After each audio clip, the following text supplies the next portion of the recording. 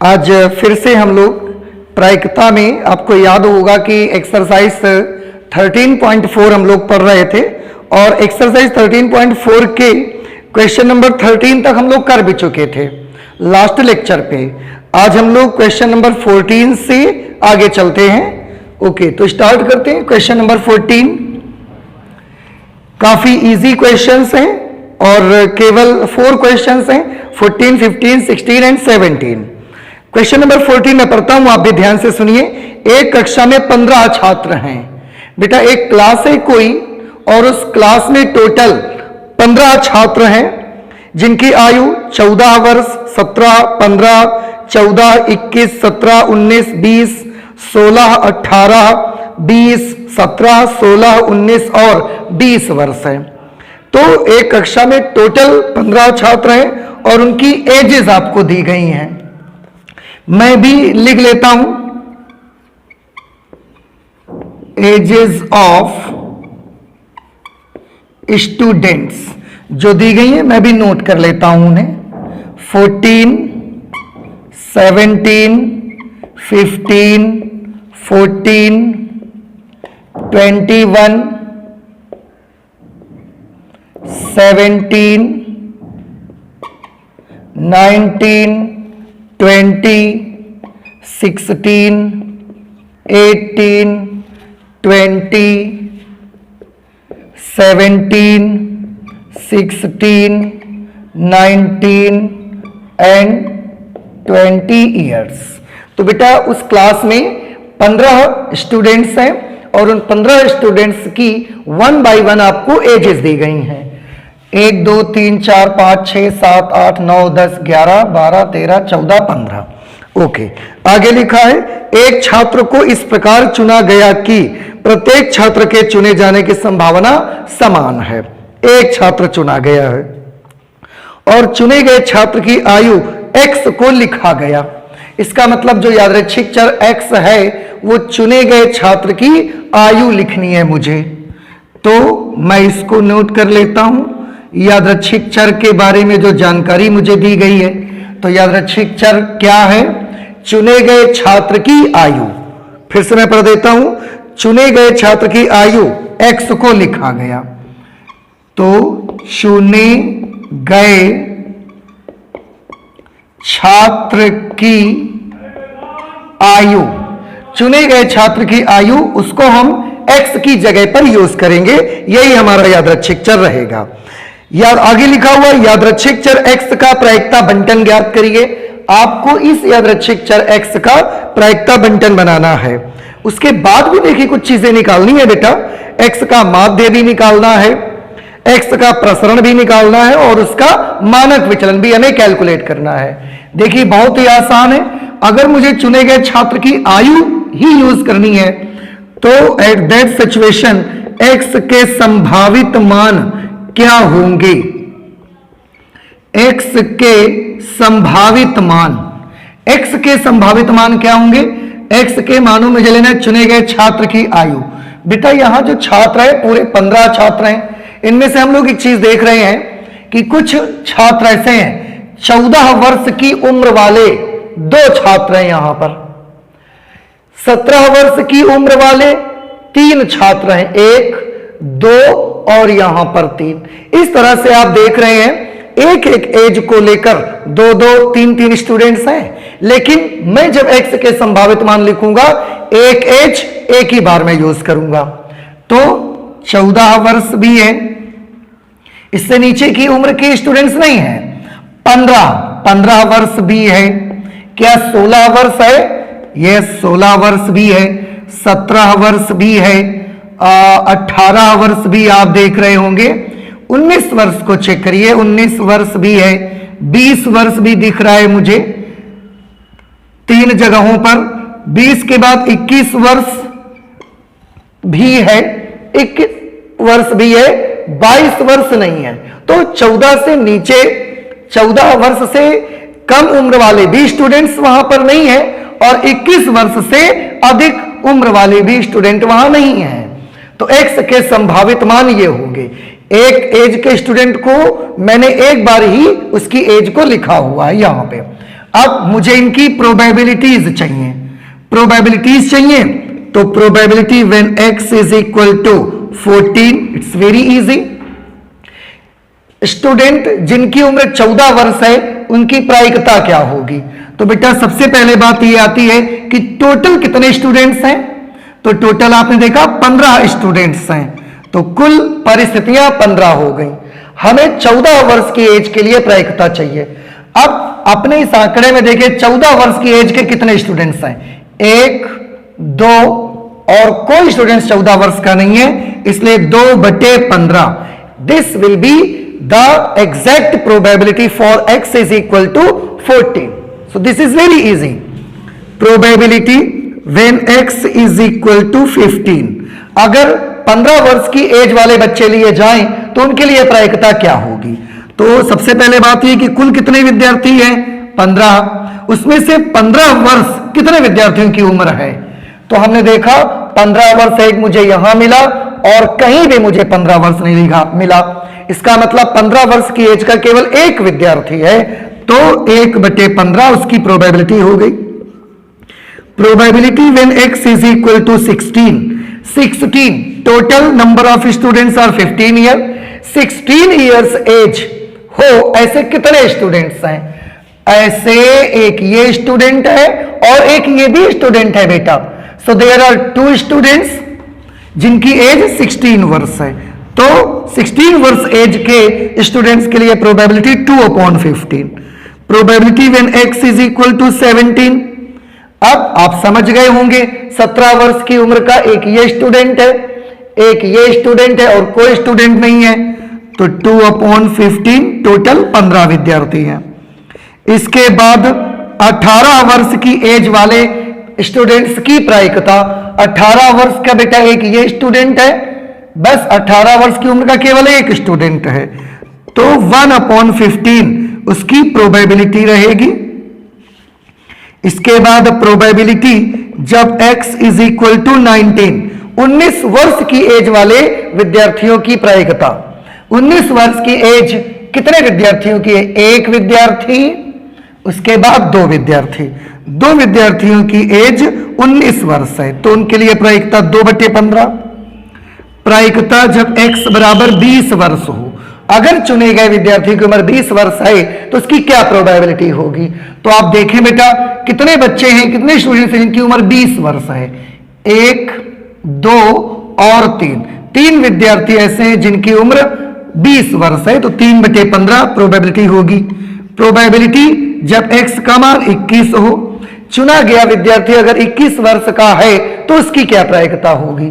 तो 21 वर्ष के कुल कितने विद्यार्थी हैं? 1, 21 वर्ष का और कोई विद्यार्थी नहीं है, इसका मतलब 1/15 इसकी प्रायिकता हो जाएगी। थोड़ा सा चेक कर लेते हैं, 2 1 3 2 5 2 7 1 8 2 10 3 13 1 14, कहीं मिस्टेक तो नहीं हो गई? 2 1 3 2 5 2 7 1 8 2 10 3 13 और 1 14, कहीं पर गड़बड़ हुआ। 14 वर्ष की एज वाले कितने स्टूडेंट? 1 2, बस 2, तो 2/15। इसके बाद 15 वर्ष की एज वाले एक विद्यार्थी, 1/15। 16 वर्ष की एज वाले 16, 1 2, 2/15। 18 वर्ष की एज वाले 1 और 18 वर्ष की एज का कोई दूसरा स्टूडेंट नहीं है, तो 1/15। 19 वर्ष की एज 14 15 16 17 18 19 20 21, 19 वर्ष की एज वाले 1 विद्यार्थी 2 विद्यार्थी, तो 2/15 19 वर्ष की एज वाले। 20 वर्ष एज वाले 1 विद्यार्थी 2 विद्यार्थी 3 विद्यार्थी, 3 विद्यार्थी 19 वर्ष एज वाले हैं, तो 3/15। और 21 वर्ष एज वाले 21 वर्ष की एज वाला 1 विद्यार्थी, 21 वर्ष की एज वाला 1 विद्यार्थी है, तो 21/15।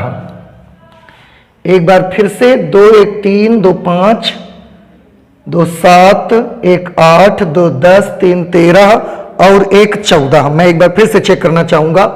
14 17 15 14 14 17 15 14 21 17 19 20 21 17 19 20 16 18 20 17 16 18 20 17 और 16 19 20 16 19 20। इस तरह से कहीं तो मिस्टेक है, अदरवाइज प्रोबेबिलिटीज का सम 1 आना चाहिए। 1 3 4 2 6 1 7 2 9 2 11 और 3 14।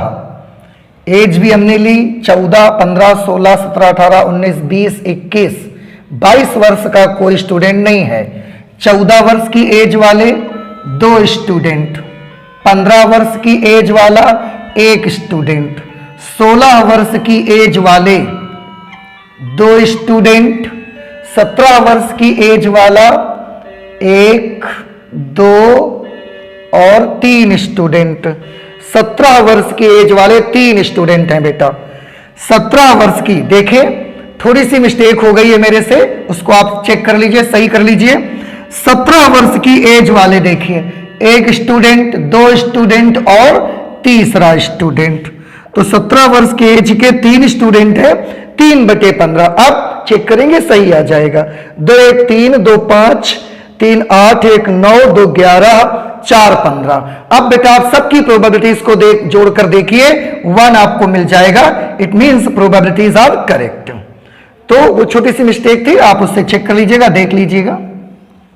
अब हमको इनका प्रोबेबिलिटी डिस्ट्रीब्यूशन तैयार करना है, इनका प्रायिकता बंटन बनाना है। तो मैं यहीं पर इनका प्रायिकता बंटन बना लेता हूं। देखिए प्रायिकता बंटन, प्रायिकता बंटन बनाना है।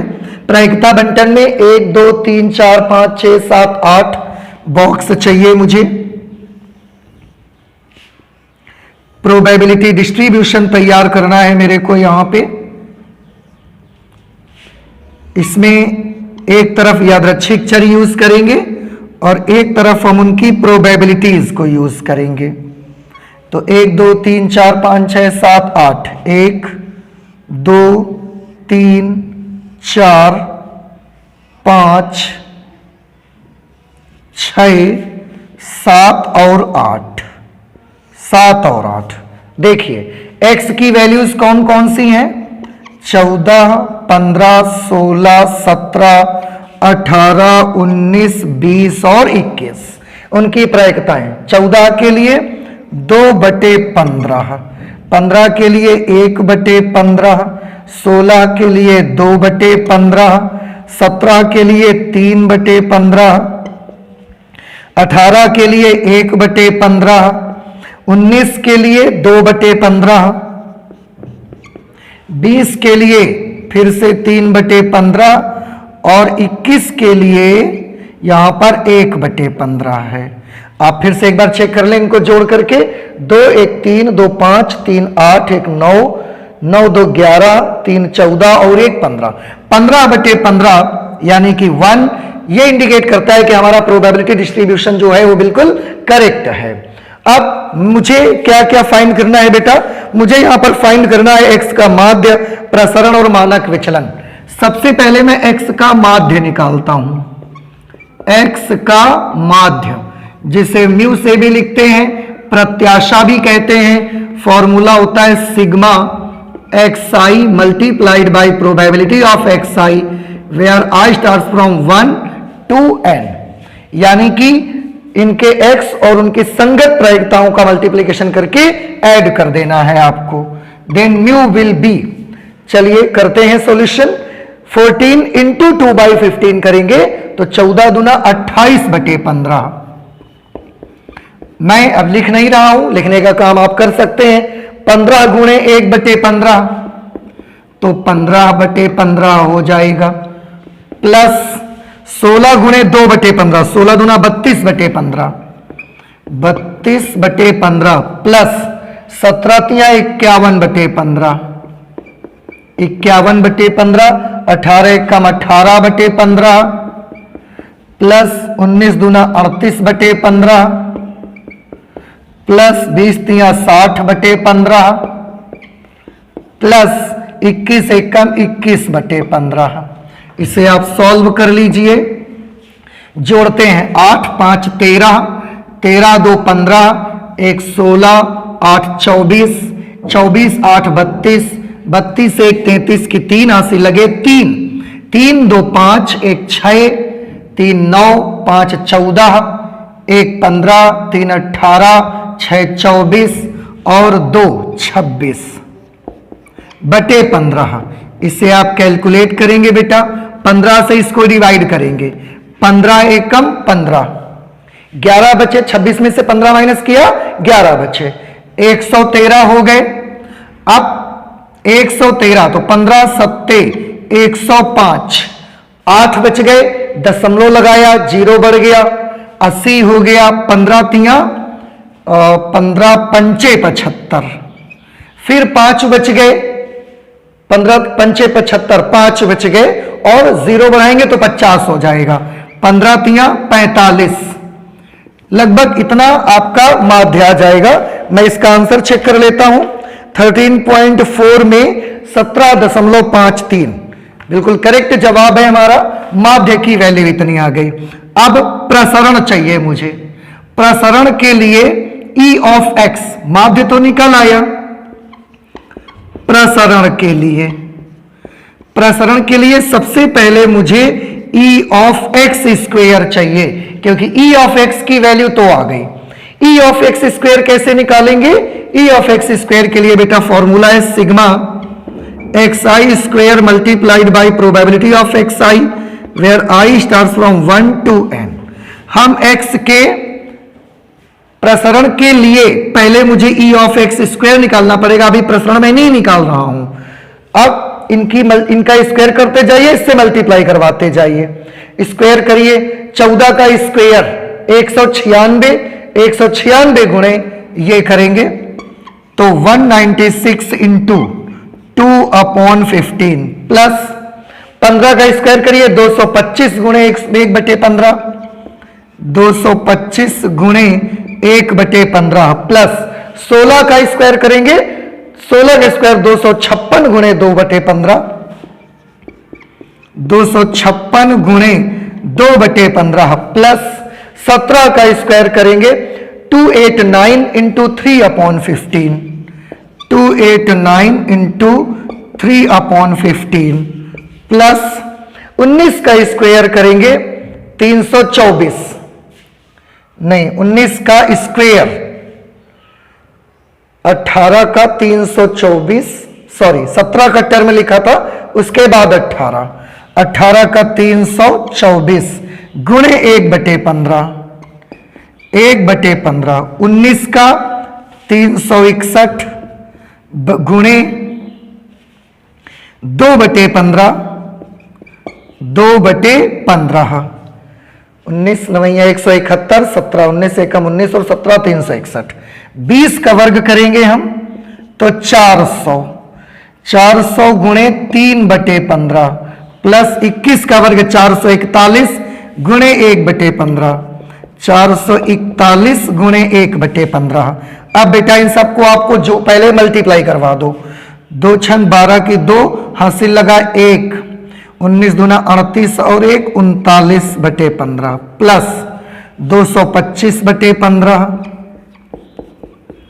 प्लस 256 गुणा 2 512/15 प्लस 289 गुणे 3, 3 9 27 हासिल लगे 2, 3 8 24 और 2 26 हासिल लगे 2, 3 दूना 6 2 8/15 प्लस 324/15, 324/15 प्लस 361 गुणे 2 करेंगे तो 700, 36 दूना 72, 722/15 प्लस 1200/15 प्लस 441/15।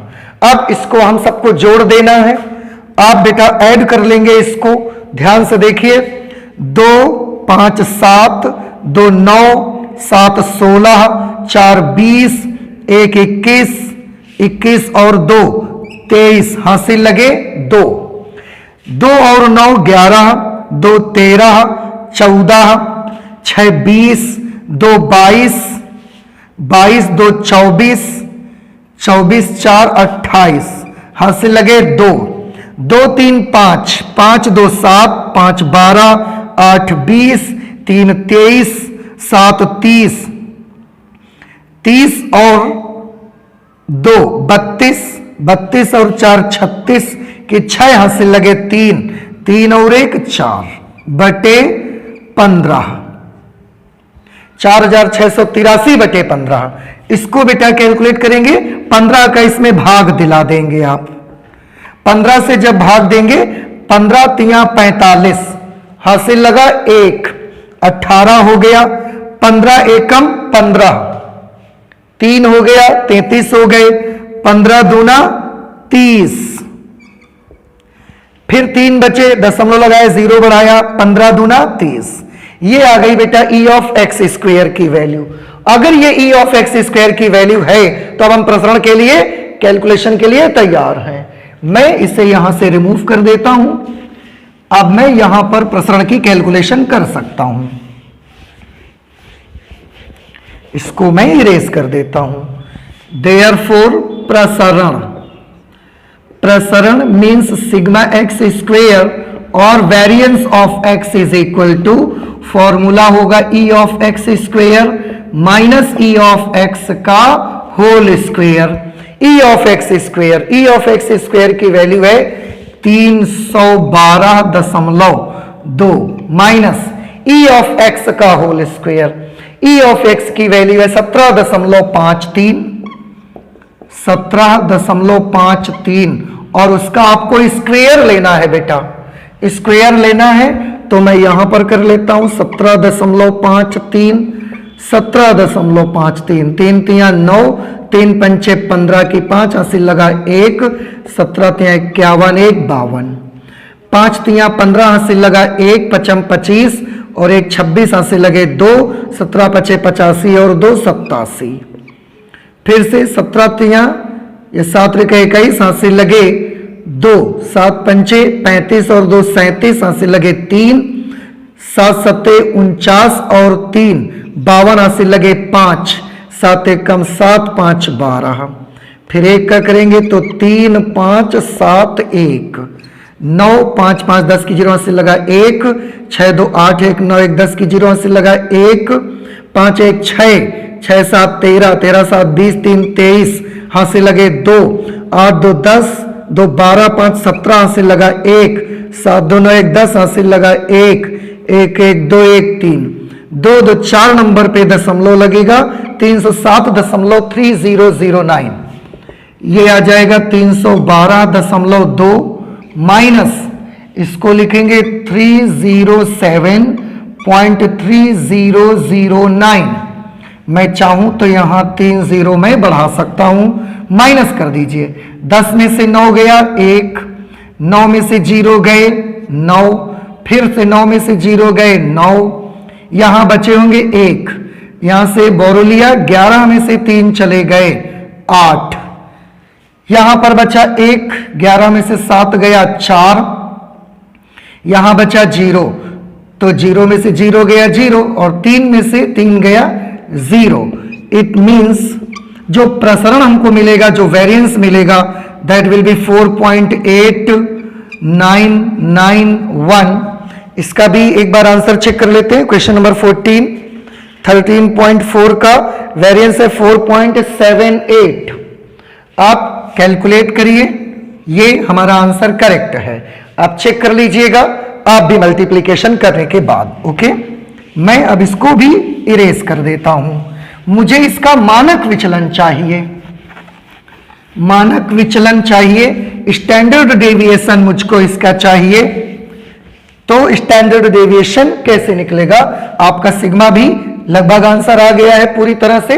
अगर आपको मानक विचलन चाहिए, मानक विचलन, स्टैंडर्ड डेविएशन, तो उसके लिए आपको करना पड़ेगा वेरिएंस ऑफ एक्स का स्क्वायर रूट करना पड़ेगा। Square root of variance of x means 4.8991। इसका आपको स्क्वायर रूट करना पड़ेगा। देखिए, मैं इसका स्क्वायर रूट भी आपको करके दिखा देता हूं। 4.8991 स्क्वायर रूट। आप जानते हैं पॉइंट वाले नंबर में जो जोड़े बनेंगे नंबर के वो दशमलव के पास से बनेंगे, इधर से बनेंगे। तो 8 9 का एक जोड़ा, 9 1 का एक जोड़ा, और दशमलव के लेफ्ट साइड के नंबर के जोड़े पीछे से बनेंगे। तो एक ही आया नंबर 4। मैं 2 से स्टार्ट करूंगा, 2 दूना 4, यहां से मैंने एक जोड़ा लिया 8 9, इसका जस्ट डबल करेंगे 4 2 8, 2 टाइम्स दशमलव लग जाएगा, 2 टाइम्स मैं कर सकता हूं, 2 यहां भी लिखूंगा, 2 यहां भी लिखूंगा, 42 दूना 84, 5 आ जाएगा। यहां से नेक्स्ट पेयर मैं नोट करूंगा 91, तब तक ये इसका जस्ट डबल करके यहां लिखेंगे। तो 22 दूना 44, एक बार में ही आ सकता है, तो एक यहां लिखेंगे, एक यहां भी लिखेंगे।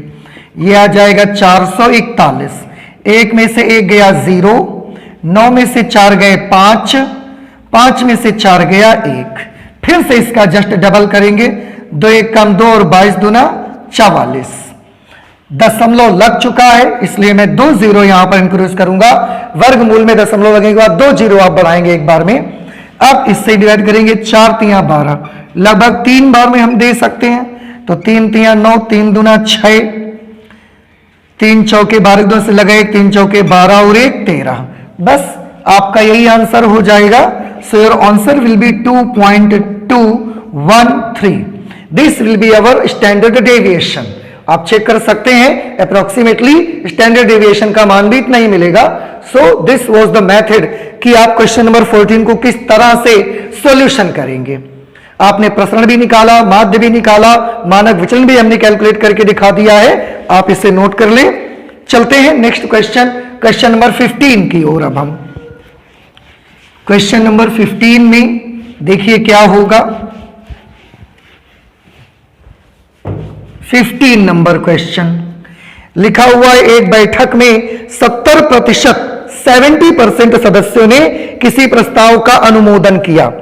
प्रस्ताव का अनुमोदन किया, इसका मतलब है उसमें उन्होंने अपनी सहमति जताई, और 30% सदस्यों ने विरोध किया। एक सदस्य को यादृच्छया चुना गया। यदि उस सदस्य ने प्रस्ताव का विरोध किया हो तो x बराबर 0 लिया गया। देखिए कितना अच्छा है इस सवाल में कि उन्होंने हमें x की वैल्यू दे ही दी है कि यदि सदस्य ने प्रस्ताव का विरोध किया तो x बराबर 0 लिया गया, जबकि यदि उसने प्रस्ताव का अनुमोदन किया तो x बराबर 1 लिया गया। तो e ऑफ x और वेरिएंस ऑफ x निकालना है। इस बार मुझे ज्यादा मेहनत नहीं करनी पड़ेगी, मैं डायरेक्ट बेटा प्रोबेबिलिटी डिस्ट्रीब्यूशन में चलता हूं, क्योंकि x की यहां 2 संभावित मान दिए गए हैं, एक 0 और एक 1। तो चाहो तो आप लिख सकते हो x के संभावित मान, x के संभावित मान 0 और 1। उन्होंने खुद बताया कि अगर व्यक्ति अनुमोदन करता है तो x की वैल्यू 1 लीजिए, अगर व्यक्ति प्रस्ताव का विरोध करता है तो x की जगह 0 लीजिए। इसके अलावा कोई चीज नहीं है। अब मैं सीधे प्रायिकता बंटन पर आ जाता हूं। प्रायिकता बंटन, आप देखिए प्रायिकता बंटन के लिए आज मुझे ज्यादा बड़ी टेबल भी नहीं बनानी है। यहां पर मैं x के बारे में लिखूंगा और यहां प्रोबेबिलिटी ऑफ x के बारे में। केवल 2 बॉक्स मुझको चाहिए, एक x इज इक्वल टू 0 के लिए और एक x इज इक्वल टू 1 के लिए, 0 एंड 1। अब फिर से एक बार क्वेश्चन पर आते हैं। जब x की वैल्यू 0 है तो प्रोबेबिलिटी कितनी होगी, और जब x की वैल्यू 1 है तो प्रोबेबिलिटी कितनी होगी। क्वेश्चन में लिखा हुआ है, यदि उस सदस्य ने प्रस्ताव का विरोध किया तो x बराबर 0 लिया गया। बेटा x बराबर 0 कब लिया गया, जब व्यक्ति ने प्रस्ताव का विरोध किया। और क्वेश्चन में आप पढ़िए, विरोध जो करते हैं कितने % सदस्य विरोध करते हैं, तो ऊपर लिखा हुआ है 30% सदस्यों ने विरोध किया। देखिए विरोध जब करें तो x बराबर 0 लेना है, और विरोध करते समय प्रोबेबिलिटी कितनी होगी, तो 30% सदस्य विरोध करते हैं तो प्रोबेबिलिटी होगी 30/100, 30%, 30/100। मतलब हम चाहें तो 0.3 कर सकते हैं, 30/100। आप चाहें तो 0.3 भी लिख सकते हैं। अब जब x की वैल्यू 1 है तो क्वेश्चन में बोला गया कि यदि उस व्यक्ति ने प्रस्ताव का अनुमोदन किया हो तो x बराबर 1 लिया गया। x बराबर 1 हमने कब लिया? जब व्यक्ति ने प्रस्ताव का अनुमोदन किया है, सहमति जताई है। और अब आप क्वेश्चन को पढ़िए, 70% सदस्यों ने प्रस्ताव का अनुमोदन किया है। तो अनुमोदन के लिए 1 और अनुमोदन के लिए कितने लोगों ने अनुमोदन किया है? 70% लोगों ने। तो अनुमोदन की प्रायिकता कितनी होगी? 70/100 मींस अगर हम 0 को कैंसिलेशन करेंगे देन इट विल बी 0.7। ये प्रायिकता बंटन आ गया। आज हमें ज्यादा मेहनत नहीं करनी पड़ी, डायरेक्ट हम प्रायिकता बंटन पर आ गए हैं। फाइंड आउट क्या करना है? E of x and variance of x। We have to find हमें क्या ज्ञात करना है? एक्सपेक्टेशन ऑफ x ज्ञात करनी है और वेरिएंस ऑफ x भी हमको ज्ञात करना है। तो बड़ा इजी है बेटा, आप E ऑफ x भी फाइंड करना जानते हैं। एक्सपेक्टेशन ऑफ x के लिए क्या फॉर्मूला था? Sigma xi multiplied by probability of xi where i starts from 1 to n। अब आपको इसको मल्टीप्लाई करके जोड़ देना है। सभी बच्चे जानते हैं, सारे स्टूडेंट्स कैलकुलेट कर सकते हैं। मैं लिख देता हूं, केवल कैलकुलेशन आप खुद करेंगे। 0 × 0.3 प्लस 1 × 0.7, ये तो बेटा 0 ही हो जाएगा एक्सपेक्टेशन की वैल्यू, तो डायरेक्ट निकल के आ गई 0.7। अब मुझे वेरिएंस फाइंड करना है और वेरिएंस के लिए सबसे पहले मुझे E ऑफ x स्क्वायर चाहिए। तो अब मैं सबसे पहले E of x square calculate करूंगा। E ऑफ x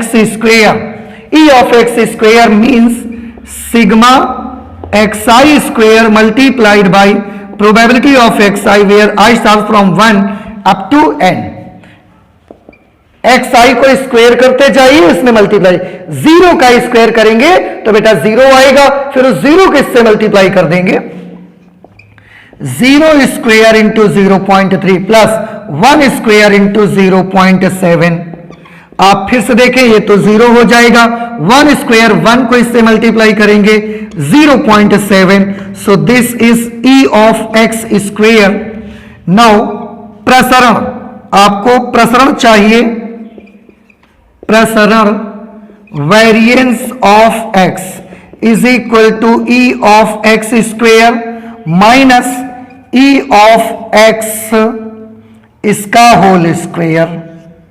बेटा आगे का कैलकुलेशन आप करेंगे, E ऑफ x स्क्वायर की जगह 0.7 लिखेंगे माइनस E ऑफ x की वैल्यू 0.7 है, उसका स्क्वायर वहां लिख देंगे और कैलकुलेट कर लेंगे, आपको आपका आंसर मिल जाएगा। ये आपका क्वेश्चन नंबर 15 हो जाएगा।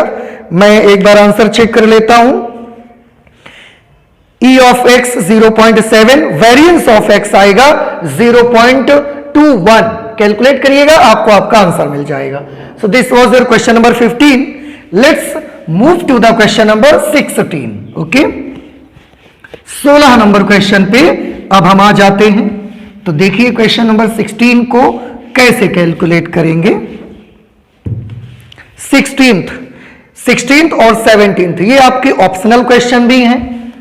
तो 16 नंबर क्वेश्चन पे है, ऐसे पासे जिसके 3 फलक पर एक, अन्य 3 पर 2 और एक फलक पर 5 लिखा गया है, को उछालने पर प्राप्त संख्याओं का माध्य ज्ञात करिए।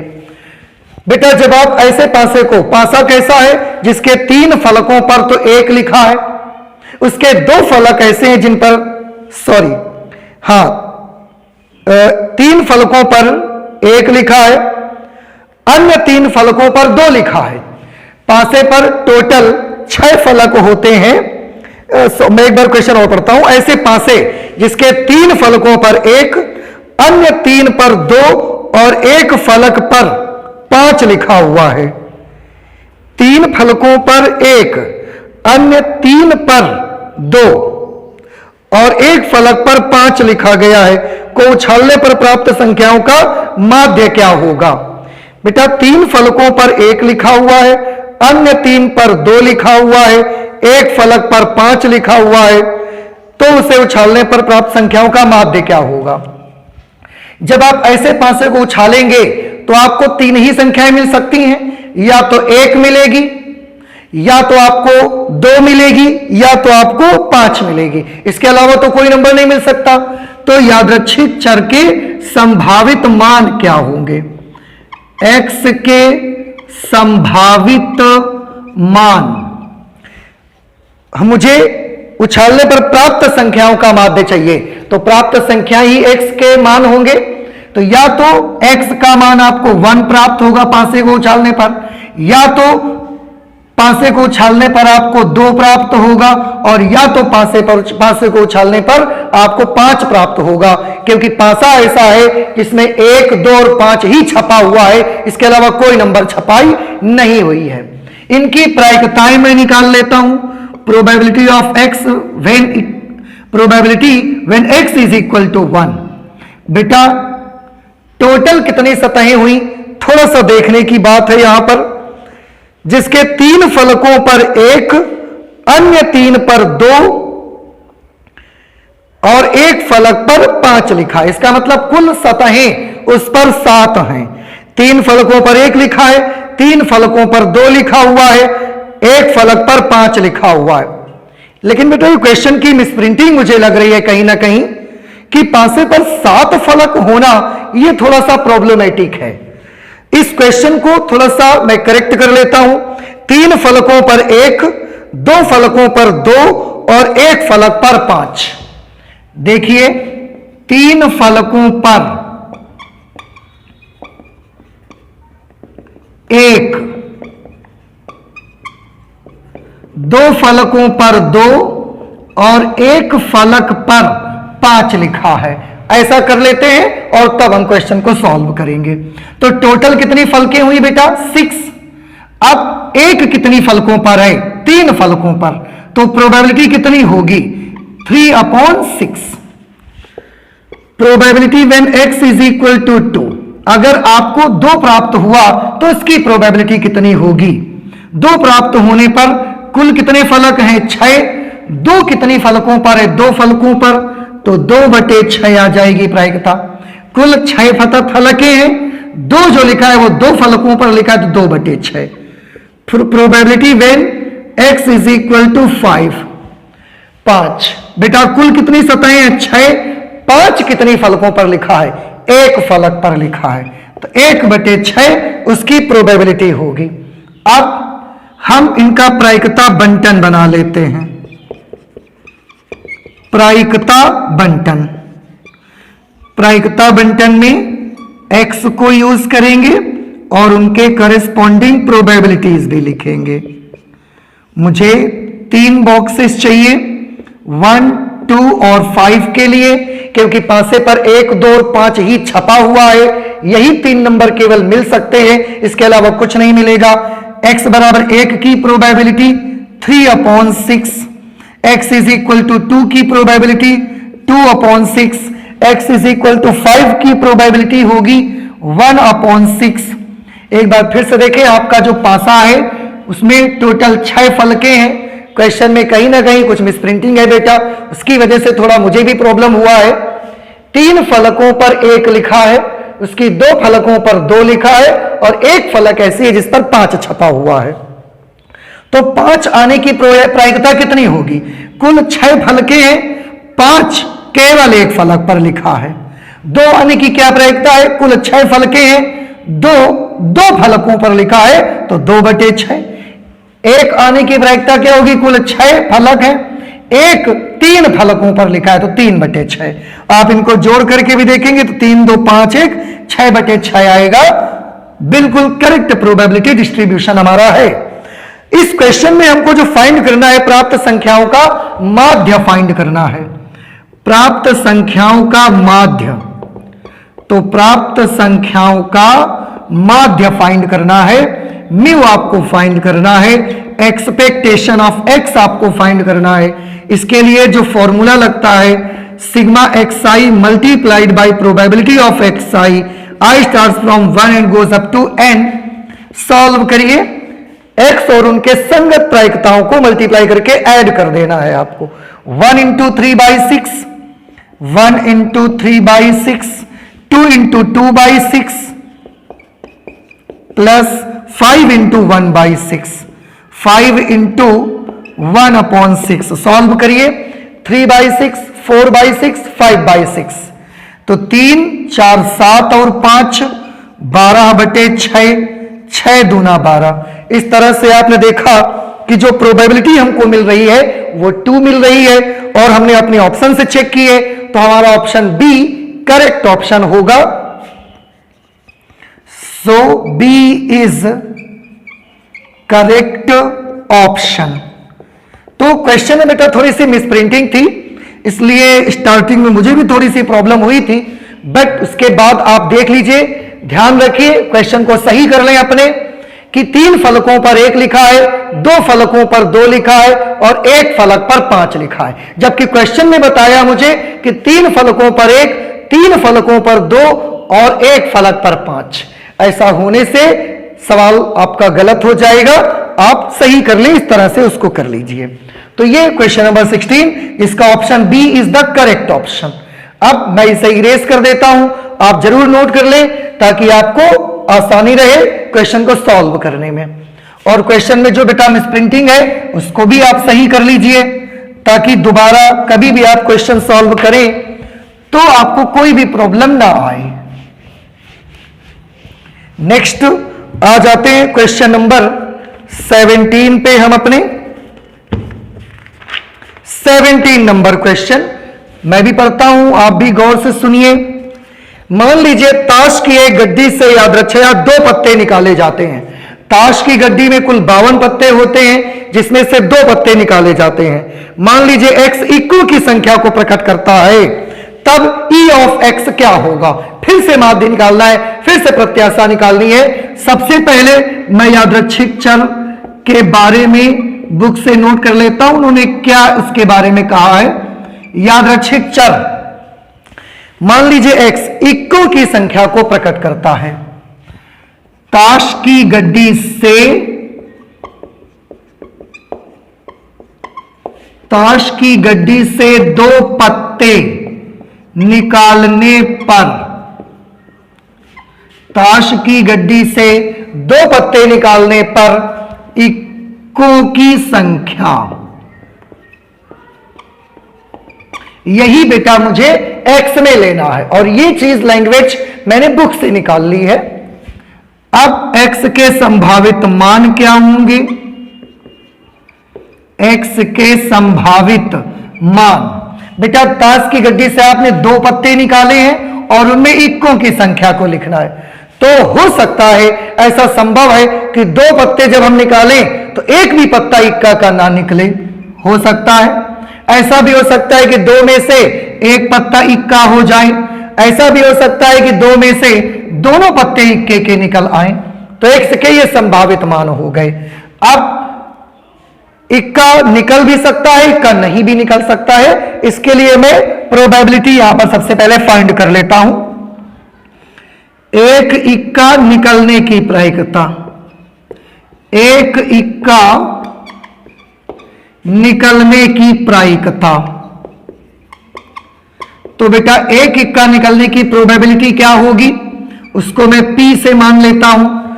टोटल गड्डी में 4 इक्के होते हैं, कुल पत्ते 52, इक्कों की संख्या 4, तो एक इक्का निकलेगा, उसके लिए प्रायिकता होगी 4/52।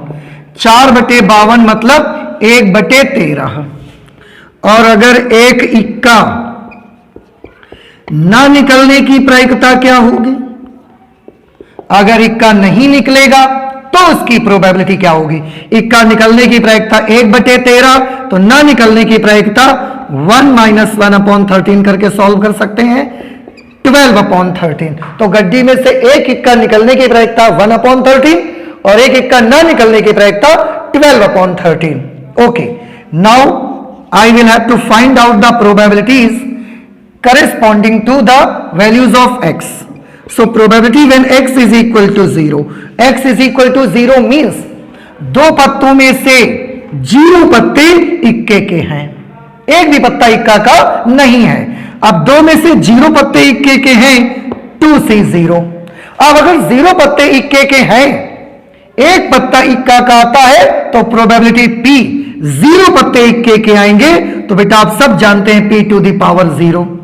अब 2 में से 0 पत्ते इक्के के हैं तो बाकी पत्ते कौन से हैं? तो आंसर है बाकी दोनों पत्ते इक्के के नहीं हैं।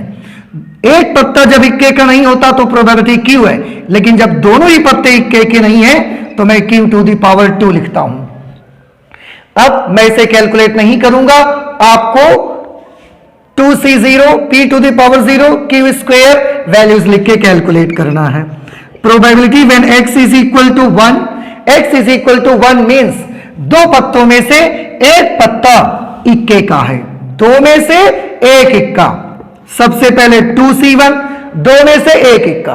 अब एक इक्का है, एक इक्का होने के लिए P, तो P टू द पावर 1।